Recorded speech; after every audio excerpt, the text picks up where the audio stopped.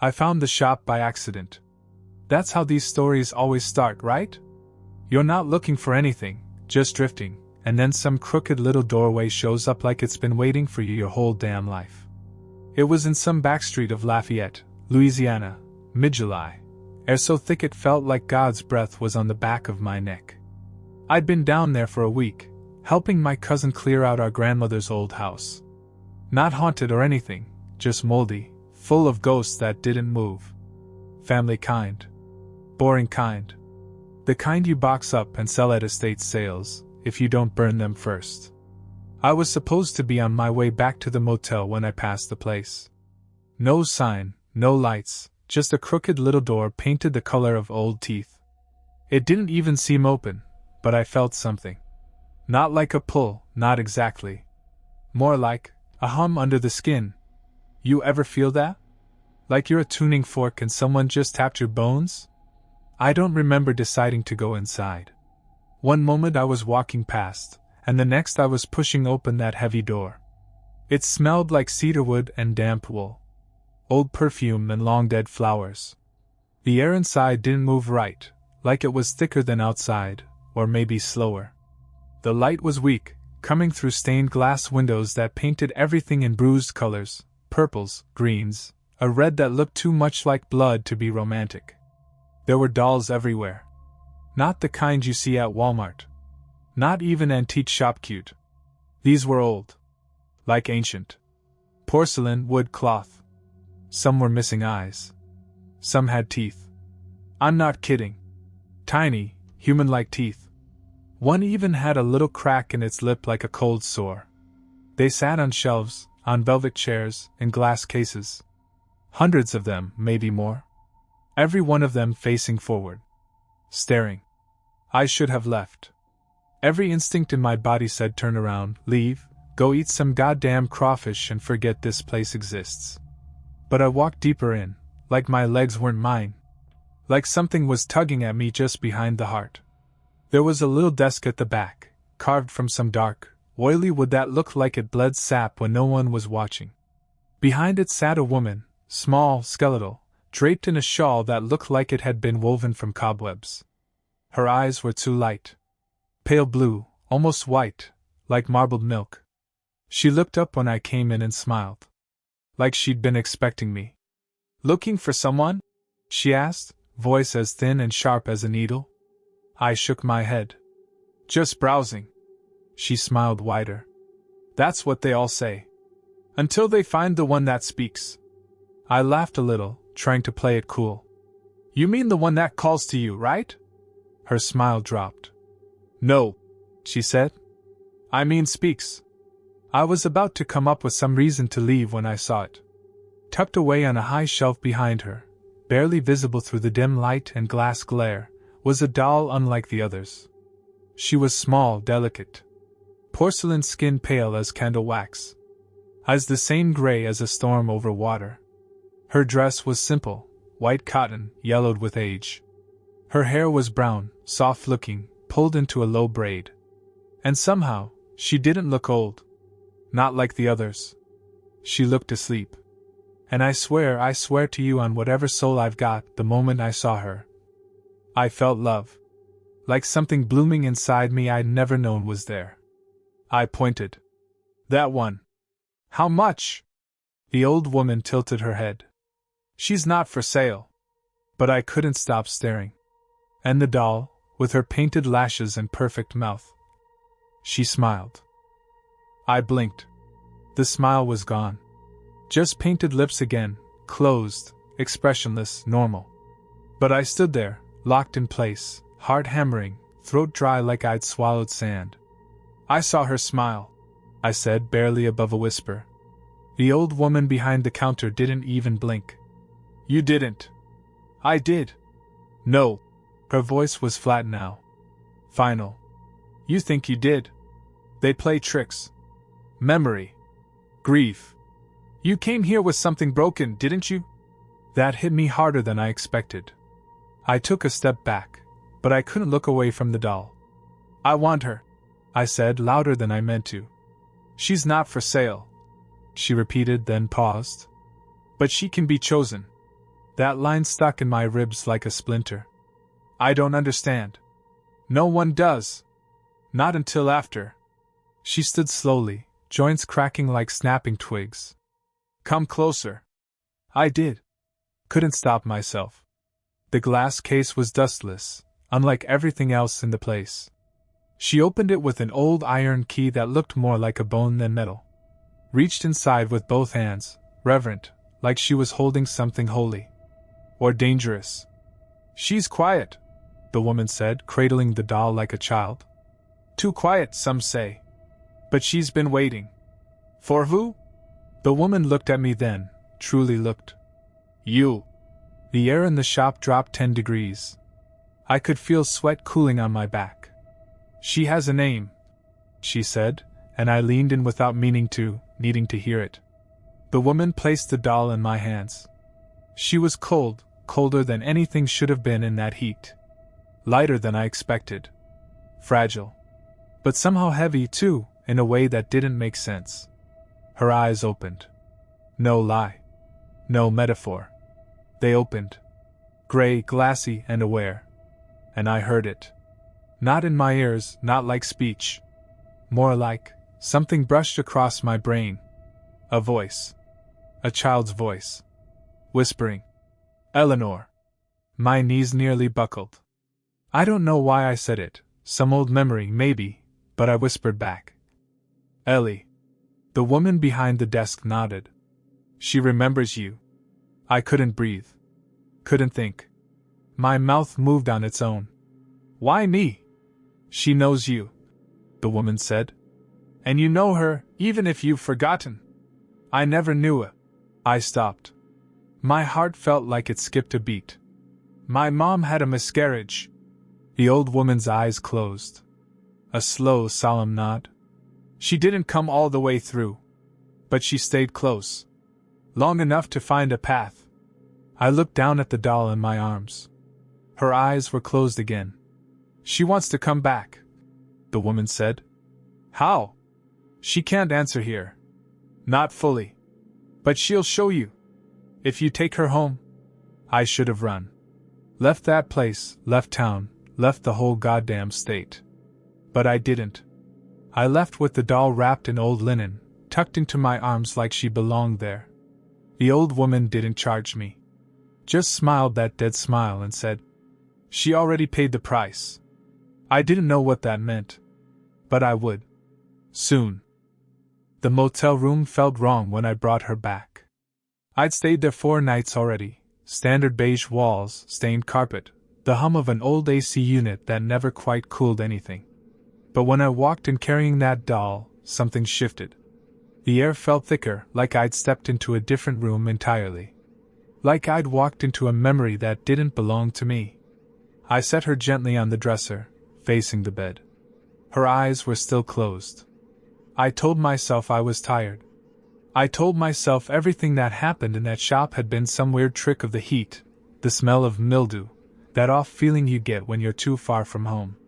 But then, just as I stepped into the bathroom to splash water on my face, I heard something behind me. A tiny sound. Like porcelain tapping wood. I turned. She hadn't moved. But I could have sworn she was closer to the edge of the dresser. I walked back. Just stared at her for a while. I don't know how long. Maybe a minute. Maybe 20. Her face was calm, lips faintly smiling, as if the memory of a thought was still resting there. A knowing smile. The kind that makes you feel watched, even when no one's looking. Then I did something I haven't told anyone. Not until now. I talked to her. I sat on the edge of the bed, leaned forward, and just talked. I told her what I'd been doing down here. About Grandma's house, how it smelled like mothballs and rot and lemon furniture polish. How I'd found a stack of old photo albums full of people I couldn't name. About the creaky floorboards and the attic door that never quite shut all the way. And then I told her the truth. I told her about the miscarriage. My mom had only mentioned it once, years ago, in a voice so soft it barely counted as speech. She said it happened before I was born. Said she hadn't even known the gender. But I remembered the way she said it, the way her eyes looked when she touched her stomach. "Ellie," I whispered. "Is it really you?" The air didn't move, but the lights flickered. And somewhere, I heard a hum. It wasn't coming from the AC, or the fridge, or the bathroom fan. It was coming from her. A soft, low hum, like a lullaby sung through a cracked throat. It stopped the second I stood up. I stared down at her for a long time. My reflection in the dresser mirror looked pale, sunken, wrong. Like I was seeing myself through someone else's eyes. I should have thrown her away. Should have locked her in the bathroom, or dumped her in the bayou, or taken a goddamn hammer to her porcelain skull. But instead, I did something worse. I tucked her in. I placed her gently on the pillow next to mine and pulled the covers up over her little porcelain body. Like she was a child. Like she was mine. I lay in that bed next to her, eyes wide open in the dark, watching the ceiling crawl with shadows from the parking lot lights. And then, just as sleep was finally starting to take me, I heard her voice again. Not a whisper this time. Clear. Inside my head. "I'm cold." I didn't sleep that night. After she said it, "I'm cold," everything just stopped. The air, the sounds outside, even my heartbeat felt like it paused. Like the whole world went quiet to make space for her voice. But I didn't say anything back. I just lay there, staring at the ceiling, heart thudding like a drum in a cave. I didn't dare look at her. I couldn't. I was afraid that if I saw her eyes open again, it'd undo something inside me I'd never be able to fix. When the sun came up, I sat up too fast and almost threw up. I told myself I was just tired, maybe even sick. That none of it happened. That I was grieving in some weird way, processing my childhood or guilt or some psychological thing I didn't have the words for. But then I looked at the bed beside me. She wasn't where I left her. The doll had moved. Not far. Just a few inches, like she turned toward me in the night. But her little porcelain hand was sticking out from under the sheet. And it was touching my arm. I jumped out of bed like it was on fire. Nearly tripped over the chair. Every instinct I had screamed leave, run, throw her away. But instead, I sat back down. And I touched her hand. It was cold, yes, but not lifeless. It felt wrong, in a way I couldn't explain. Too smooth. Too light. But there was something there, a warmth beneath the chill, like when ice starts to melt in your palm. And I felt something else, too. A pulse. I yanked my hand back like I'd been shocked. I didn't even change clothes. Just threw her into the same linen cloth and got in the car. Drove 2 hours back to the house we were clearing out, Grandma's place. My cousin was already gone, heading back to Baton Rouge. That was good. I needed to be alone. I didn't know what I was planning to do, maybe try to find something in the house. Some proof. Some photo. Some record that my mother had named her, had thought of her, had known her in a way that matched what the doll was saying.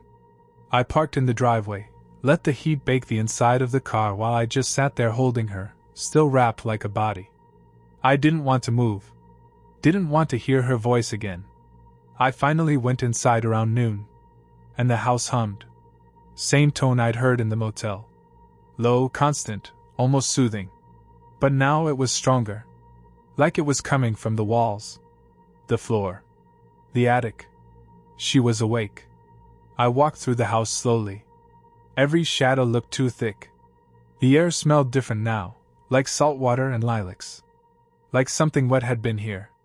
When I passed the hallway mirror, I froze. Something was wrong with my reflection.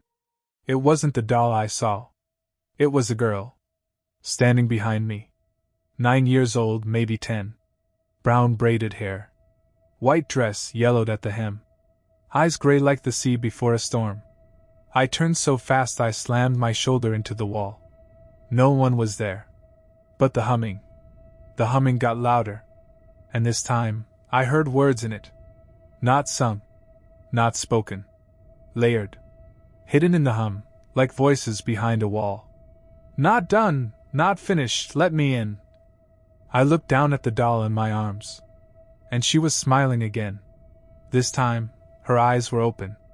And they were wet. Not painted. Wet.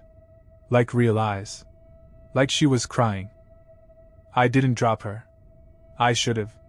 I should have flung that thing across the room, stomped her into dust, burned what was left. But I didn't. I just stared into her weeping eyes and felt something unravel inside me. Like I'd forgotten how to be afraid.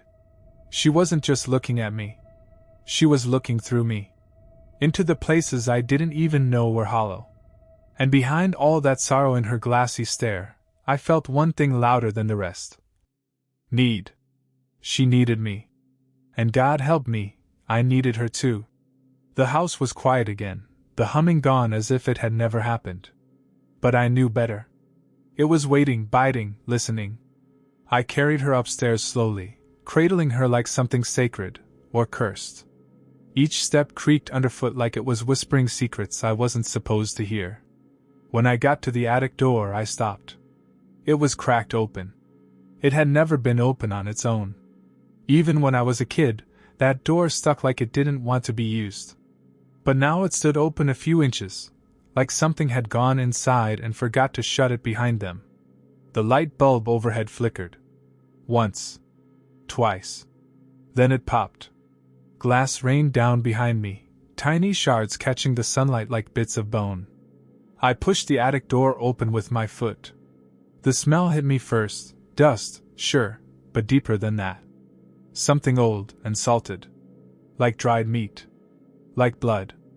I stepped inside. And froze. The attic had changed. It wasn't just boxes and old furniture anymore. The walls were different. Not painted, not paneled. Lined. With dolls. Dozens of them. All facing inward. Toward the center of the attic.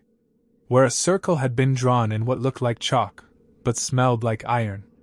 Symbols I didn't recognize spiraled outward from the middle. In the center sat a chair. A child-sized chair. Empty. Waiting.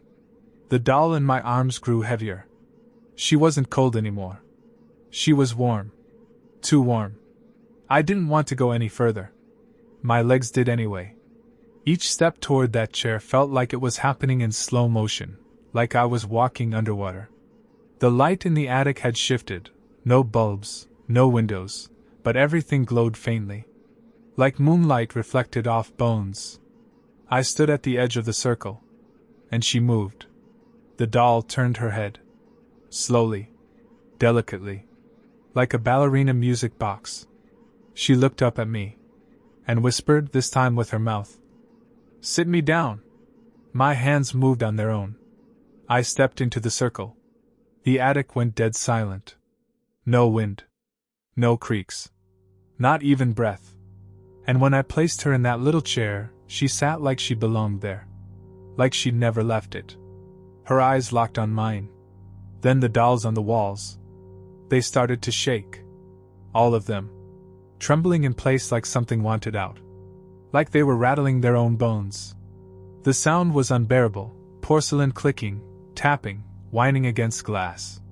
And in the middle of it all, Eleanor spoke again. Not in my head. Not in whispers. With her mouth. Her tiny, perfect mouth. You left me. But I waited. I took a step back. Her voice. It shouldn't have worked. Porcelain doesn't have lungs. It doesn't vibrate. It doesn't speak. But the sound was real. Too real. It didn't echo in the attic. It pressed in, wrapped around me like hands on my throat. You left me, she repeated. But I waited. I tried to speak, but my mouth felt filled with dust. I didn't know, I finally croaked. I didn't even know you existed. Her head tilted.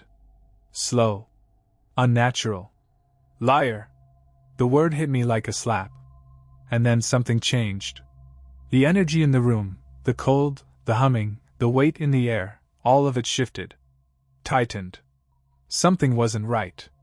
I looked around the attic, finally seeing something I'd missed before. The other dolls. The ones on the walls. They were all turned slightly, just enough that their glassy eyes weren't focused on Eleanor's chair anymore. They were staring at me. And then I saw it, carved into the baseboard near the far wall. A name. Ellie was never mine. I stared at it, heart pounding. That didn't make sense. Of course she was mine. My sister. My mother's loss. The one who never made it. Right. I turned back to the doll.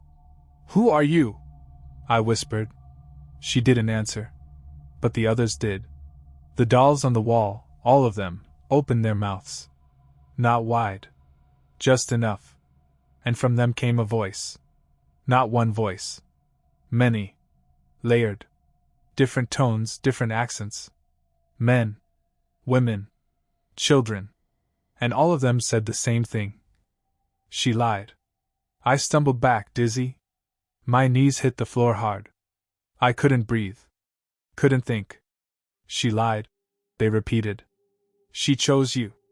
And then Eleanor stood up. Not in the way dolls stand. She rose. Her porcelain legs straightened. Her arms fell to her sides. And with the sick sound of cracking ceramic, she began to grow. The hair darkened. The braid unspooled. Her frame lengthened, porcelain bending like clay, stretching in ways it never should. And within seconds, she wasn't a doll anymore. She was a girl. 10 years old. Then older. Then older still. Until she was a woman standing in front of me, barefoot, eyes gray and storm-deep, a white dress clinging to her like wet gauze. I couldn't move. She stepped forward, the chalk circle hissing under her feet like it was burning. You were never my brother, she said. But you were empty. Hollow enough for me to wear. My mouth went dry. What are you? She smiled. And behind that smile, I saw teeth that didn't match. Some too small. Some too many. I was someone, she said. A long time ago. Before the dolls. Before the shop. Before the woman who binds us all.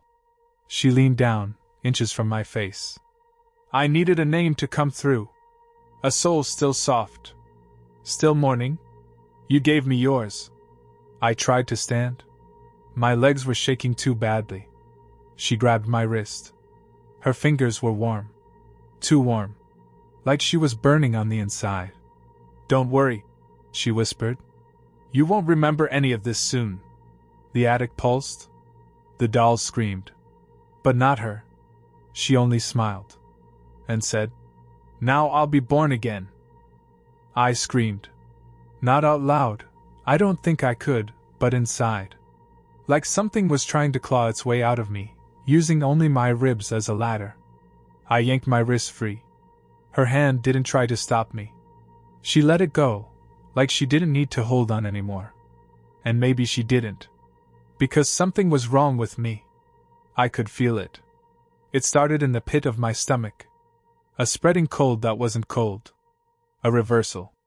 Like my organs were waking up backward.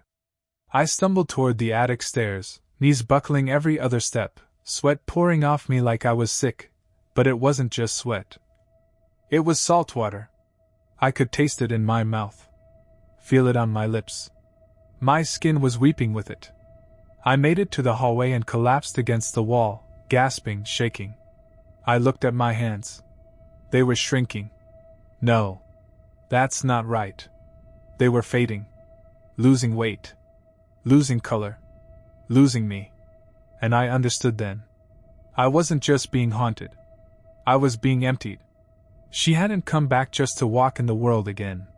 She came back to take mine. Behind me, I heard her walking down the attic stairs. Each step careful. Light. Measured. She wasn't rushing. She didn't have to. She already knew. This body was hers now. Unless I could stop her. But how the hell do you stop something you let in? I crawled down the hallway, vision doubling. Everything looked like it was underwater. The wallpaper rippled. The floor groaned like it was alive. Then something caught my eye. A crack in the floorboards. Just outside the door to Grandma's old bedroom. The one we'd never used. Too dusty. Too sad. My mother hated that room. Said it made her teeth itch. I don't know why I reached down. But when I did, when I peeled up the loose board, I found another doll. Wrapped in cloth. Smaller. Cruder. Older. Carved from wood, not porcelain. Its face wasn't beautiful like Eleanor's. It was angry. Primitive. Wild. Its eyes were burned into the wood, black holes that sucked in the light. And around its neck was a chain. A little iron tag, rusted beyond reading. But I knew what it was. It wasn't meant to be seen. It was meant to be buried. A warning. A lock. A prison. And I had just opened the door. Behind me, her voice. Calm. Gentle. Already changing. Already sounding more like mine. Do you remember yet? She asked. Do you remember who you really are? I turned. And saw myself. Standing there. Wearing my clothes. Smiling with my teeth. But the eyes? Still hers. Still gray. Still wrong. She looked perfect. Too perfect. Like someone had tried to draw me from memory, but missed by just enough to make it hurt. Her face was mine, but smoothed. Softened. Rewritten. She tilted her head the way I do when I'm confused. She even scratched at her jaw the same way I do when I'm thinking. But she wasn't thinking. She was studying me. Like a snake watching its shed skin crawl away. You're not real, I said, even though I wasn't sure I was either anymore. She smiled. You never were. That stopped me cold. What? You think you had a life before this? She said, stepping closer. But all that memory? The motel? The cousin? The old house? She tapped her temple with one pale finger. It's borrowed. A shell. A little dream she'd built for you. To keep you still while she climbed inside. My throat closed. Who is she? You named her, she said, walking past me now, circling. Ellie. But that's just a mask she wears for the soft-hearted. There are older names. Deeper ones. Names carved into clay before language learned to lie. I couldn't move. My limbs felt like they were floating. Disconnected. I looked down and realized my feet weren't quite touching the floor. I wasn't in the house anymore. Or maybe the house wasn't in the world anymore. The walls had peeled away. The air buzzed like insects made of light. Shapes moved at the corners of my vision, doll-sized things with too many fingers. She's not a girl, I said. She's not my sister. The fake me smiled wider. She never wanted to be your sister. I looked at the doll I'd found under the floorboards, the angry one, carved in wood. Its face looked more human now. Familiar. It looked like me. That's when it hit me. I hadn't found a prison. I'd found a mirror. Something to remind me of who I was. Because somewhere along the line, maybe before the shop, maybe inside it, I had already been taken. And this body, this voice, this name? It wasn't mine. It was hers. She'd built me like one of her dolls. She'd wound me up. Given me purpose. Set me loose into the world to find a way back for her. That's why I felt the pull to the shop. That's why I felt the love for the doll.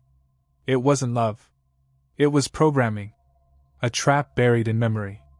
I wasn't the victim. I was the invitation. She stepped closer, my face, my hands, my shape, but her eyes burned now, full of something ancient and cruel. You're just a shell, she said, placing her hand over my chest. But you lasted longer than the others. That counts for something. Her fingers pressed through me like mist, and grabbed something solid. Something inside. And that's when I remembered. It hit like a lightning strike in the chest. When she reached inside me, really reach, something flared hot and white and alive. A memory that didn't belong to the dream she'd built. Something older. Raw. A crib. A woman crying behind a closed door. A whisper through the slats of a vent. We can't keep it. It's not right. And then, darkness. But not the soft kind you sleep in. The kind that buries you. I wasn't a brother.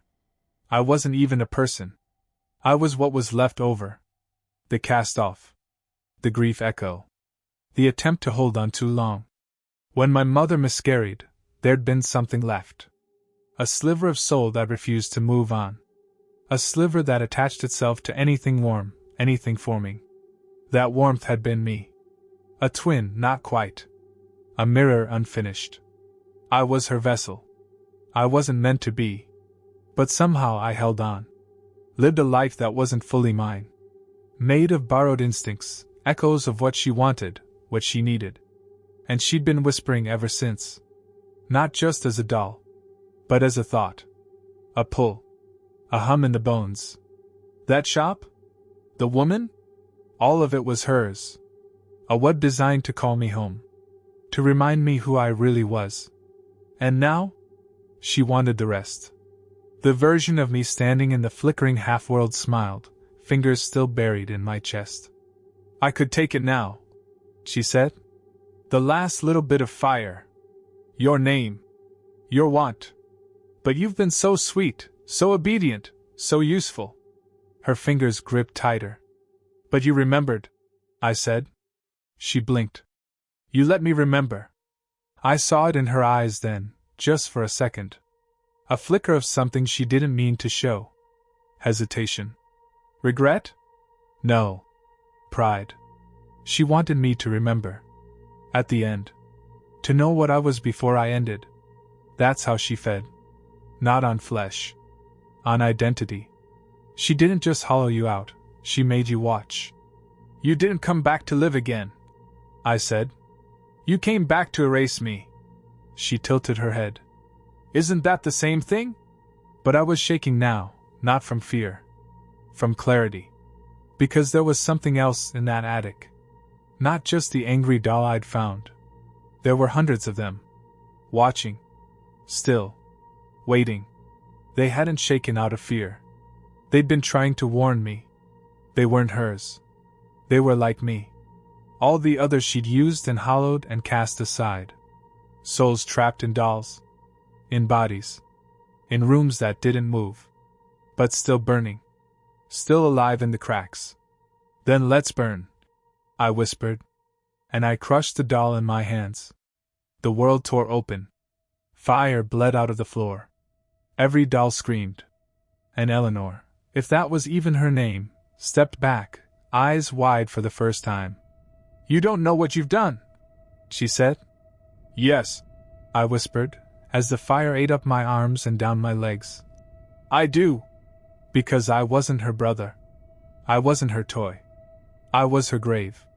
And I had just opened. The fire didn't burn like fire should. It wasn't heat. It wasn't light. It was memory. Everything I thought I was, every scrap of borrowed feeling, every smile that wasn't mine, every birthday candle I didn't earn, it all came peeling off like paint in the heat. My skin cracked. My bones buzzed. But I didn't scream. I remembered. All of us. The others. The ones she had worn, then left behind. They filled the attic. Dolls no longer dolls. Shapes rising from cracked porcelain and dry straw and warped wood. Eyes lit from the inside. Not vengeful, awake. She screamed. Not like a human. Not even like a thing pretending to be one. It was a howl that cracked the world. You were mine, she shrieked. But she was shrinking now. With every second the fire grew, she unraveled. The face she wore, my face, melted into something else. Older. Wronger. Bones stretched long beneath thinning skin. Eyes black as unlit oil. A body twisted from too many lives stuffed inside. She tried to run. The fire followed. Not to consume. To reveal. Every lie she told. Every shape she'd stolen. They fell off her in strips like old wallpaper. Until there was nothing left but a figure made of stitching and smoke, limbs held together by desperation and names long forgotten. And she looked at me, begged. Let me stay. I don't want to go back. I stepped toward her. Flames parting around me like water. You already did, I said. This was your home. Her mouth opened too wide. But the dolls? The others, they stepped forward. Dozens of them. A wave of broken voices and glassy eyes. They didn't speak. They sang. Not in words. In presence. And they pulled her down. Piece by piece. Stitch by stitch. They took back everything she stole. And as she fell, truly fell, she reached out for me one last time. "I could have been your sister," she said. And I looked at her. The thing that had tricked me into love. And I whispered, "You never were." The attic burned for hours. But the fire didn't touch the house. Only what she'd left behind. When I woke, I was lying on the floor, surrounded by ash. The angry wooden doll was gone. The others, silent now. Still. At peace. And in the middle of it all, something small. A note, folded once, aged yellow with time. In a child's handwriting. "She lies. I left that house before the sun finished rising. I didn't take anything with me. Not the photos. Not the keys. Not the ashes. The antique shop? I tried to find it again. But that street doesn't exist anymore. Maybe it never did. Sometimes I feel a pull in my bones. A hum, just beneath the skin. And I wonder how much of her really left. Or if something else stayed behind in me. But I keep moving. Keep living. Because I know now. There are more like her. Shadows wearing skin. Knocking on hearts that feel too empty. Whispering in voices that sound just like someone you loved. Waiting for you to open the door. So if you ever feel it, that warmth, that strange affection for something you can't explain, be careful. Sometimes the dead come back. And sometimes they bring dolls.